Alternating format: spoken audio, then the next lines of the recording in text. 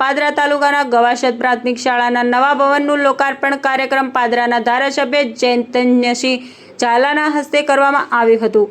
₹1 કરોડ અને 80 લાખના ખર્ચે નવીન શાળાના ભવનનું લોકાર્પણ કરવામાં આવ્યું હતું। લોકાર્પણ યોજાયેલા કાર્યક્રમમાં ધારાસભ્ય ચૈતન્યસિંહ ઝાલા સહિત જિલ્લા પંચાયતના શિક્ષણ સમિતિના ચેરમેન ભૂમિકાબેન સોલંકી તથા તાલુકા પંચાયતના પ્રમુખ સહિત જિલ્લા પંચાયત મહિલા બાળ કલ્યાણ સમિતિની ચેરમેન રાજવીરસિંહ પરમાર સહિત ગવાસદના સરપંચ હિનાબેન વાઘેલા સહિત જિલ્લા પંચાયત અને તાલુકા પંચાયતના સદસ્યો તથા તાલુકા વિકાસ અધિકારી સહિત અગ્રણીઓ ઉપસ્થિત રહ્યા હતા અને મહાનુભાવોના હસ્તે દીપ પ્રાગટાવી કાર્યક્રમની શરૂઆત કરવામાં આવી હતી। શાળા પરિવાર દ્વારા આવેલા મહાનુભાવોનું શાલ તેમજ પુષ્પહારથી સ્વાગત કરવામાં આવ્યું હતું, જ્યાં આવેલા મહાનુભાવોના હસ્તે શાળા ભવનનું લોકાર્પણ કરવામાં આવ્યું હતું તથા પ્રાસંગિક પ્રવચન કરવામાં આવ્યું હતું। ₹1 કરોડ અને 80 લાખ ખર્ચે તૈયાર થયેલ નવીન ભવનનું લોકાર્પણ કરવામાં આવ્યું હતું। આ પ્રસંગે ગવાસદ ગામના વિકાસના કામોની જાહેરાત પણ કરવામાં આવી હતી।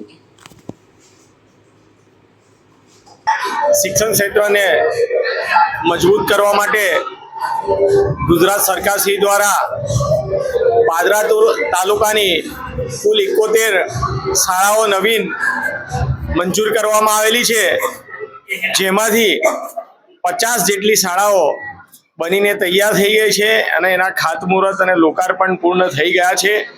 તેમાંની એક શાળા ગવાસદ આદર્શ પ્રાથમિક શાળા કે જે શાળા ₹1 કરોડ 80 લાખ રૂપિયાના ખર્ચે બનીને તૈયાર થઈ છે, તેનું આજ રોજ લોકાર્પણ યોજવામાં આવ્યું છે, જેમાં ગ્રામજનો ખૂબ જ મોટી સંખ્યામાં ઉપસ્થિત રહ્યા અને ગામના વિકાસ કાર્ય માટે, શિક્ષણના કાર્ય માટે ખૂબ જ ઉત્સાહી જણાયા છે।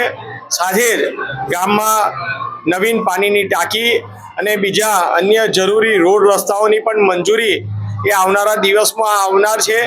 તો સ્વાતંત્ર્ય દિવસની પૂર્વ સંધ્યાએ ગવાસદ ગામમાં વિકાસ કાર્યોની ભેટ આપવામાં આવી છે, જેથી ગ્રામજનો ખૂબ જ ઉત્સાહિત અને હર ઘર તિરંગા અભિયાનને સૌ પોતાની રીતે પોતાના ઘર ઉપર તિરંગો લગાવે તેના માટે પણ આજરોજ અનુરોધ કરવામાં આવ્યો છે અને સૌ ગામજનો એ આ લોકાર્પણ અને હર ઘર તિરંગા અભિયાનમાં ભાગ લીધો છે।